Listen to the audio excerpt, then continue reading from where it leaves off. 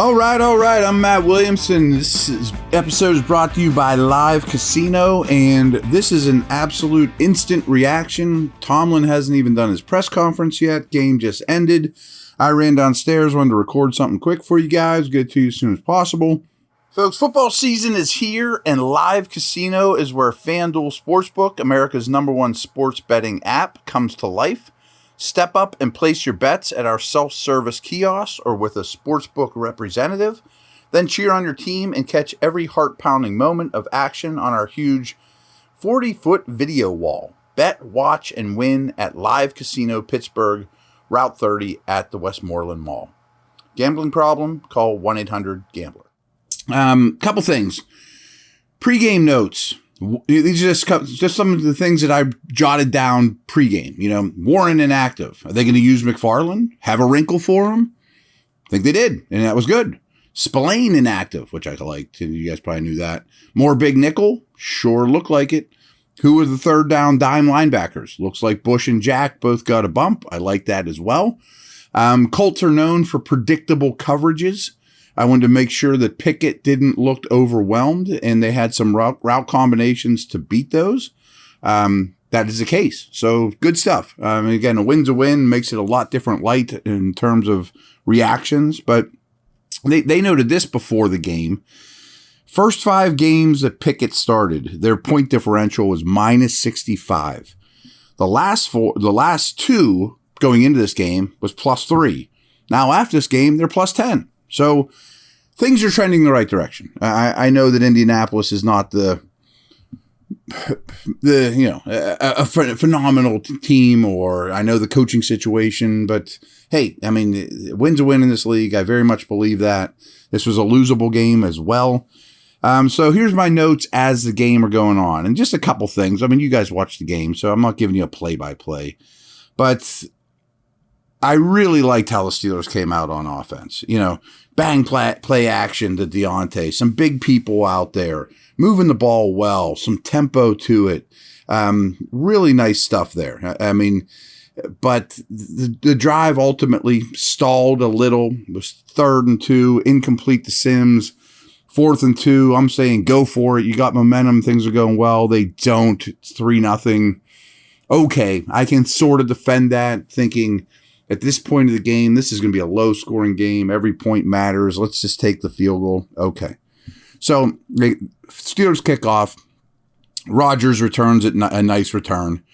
And my first note, and not easy to say this in hindsight, kickoff coverage has been a problem. That was after their first kick return, the Colts.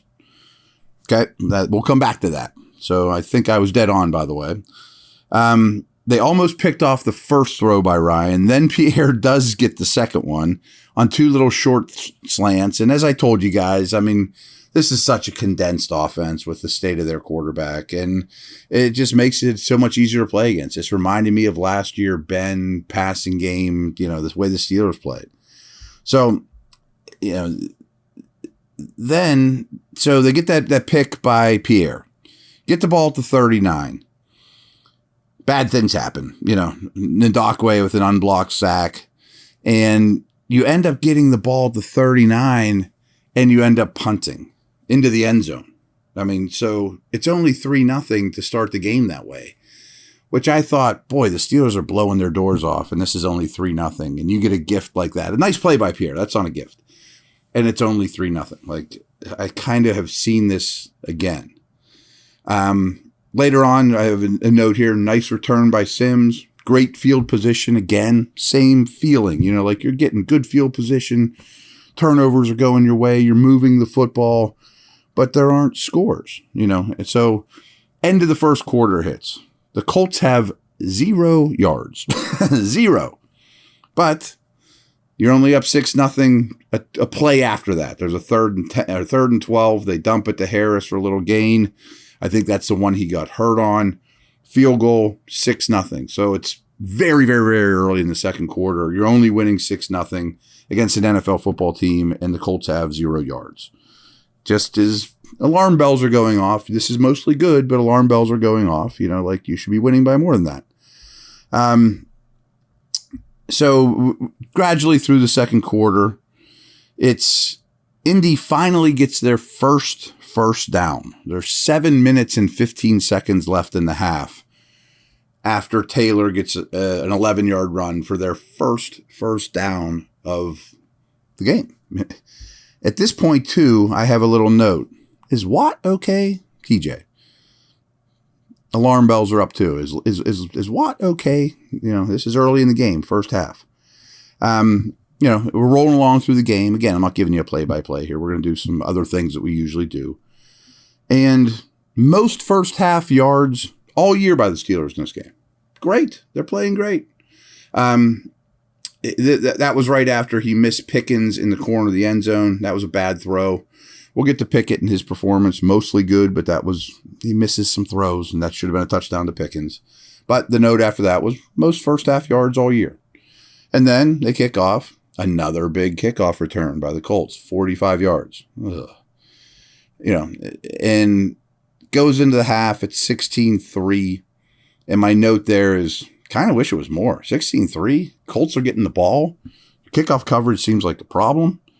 And it should be over almost by now. Considering how anemic the Colts offense was and how Pickett and the offense was playing. It almost feel like this should be a wrap. So as we do, these were the numbers at the half. Steelers were +1 in turnovers. Pickett was 14 for 18 for 133. He also had 34 rushing yards. Deontay was 4 for 41 and looked like he was getting open consistently at that point. Matt Ryan's 5 for 13 for 36 at this point. No touchdowns, an interception, bad. Yards per play, Pittsburgh 5-4. Indy 3-2. Rushing yards, Steelers 116, Colts 42. Taylor, though, 6 carries, 34 yards, because he's really good. Time of possession, Steelers are almost at 22. Colts are just under 8. Dominant. Total yards, 232 to 71 by the Colts. First downs, 16-4 in favor of the Steelers, of course.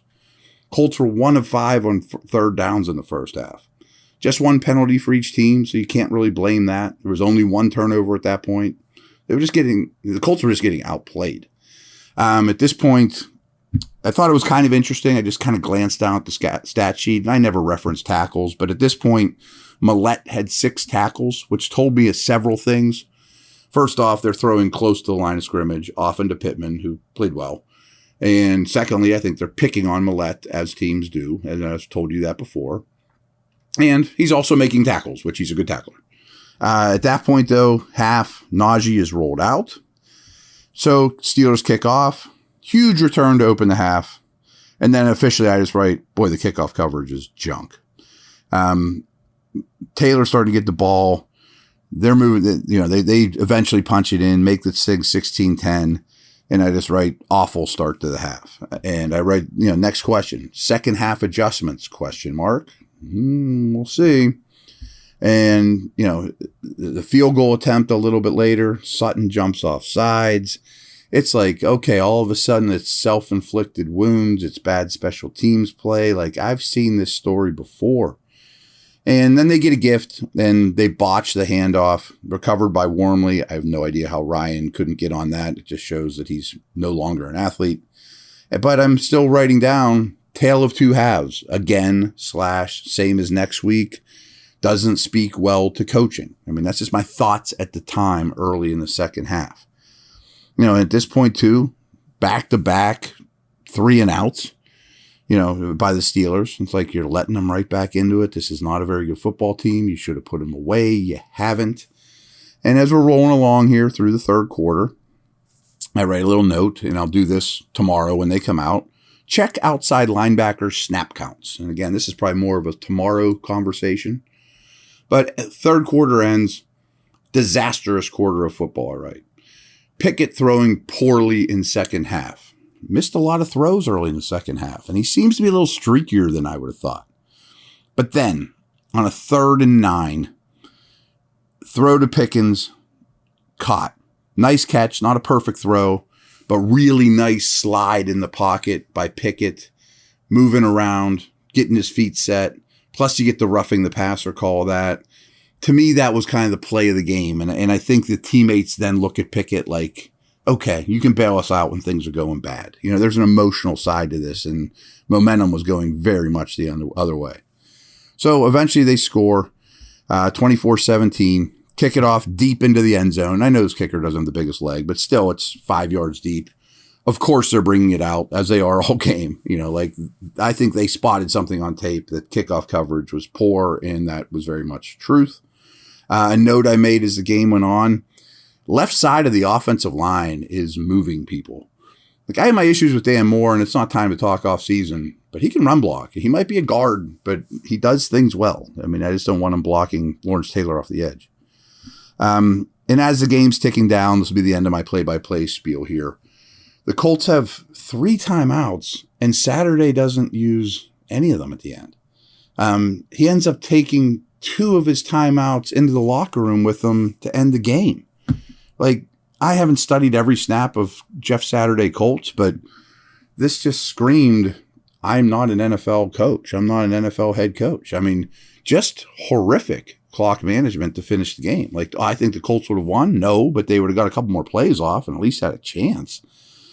Big play, of course, by Minka and Sutton to break things off, and that's a wrap. So the final stats, I told you the halftime ones. Pickett was 20 for 28 for 174. Ryan, 22 for 34 for 199, a pick and a touchdown. 172 rushing yards by the Steelers. Very, very good. Great. 110 by the Colts. Jelani Woods, 8 for 98. Pittman, 7 for 61. And contested and also had a touchdown. A very impressive 61 yards by Pittman. 3 sacks by each team. 3 sacks by each team.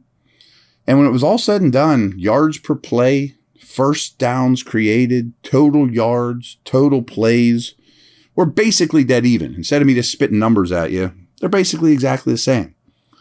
But time of possession did favor the Steelers after dominating it in the first half. 34-22 for the Steelers versus 25-38 for the Colts. And the Steelers were +2 in the turnover differential. The turnover differential has been great for Pittsburgh lately. Colts also missed a 4th down. So, quick break, and then we'll wrap this thing up quickly with some of my stock up, stock downs. And tomorrow, as usual, will be much more in depth.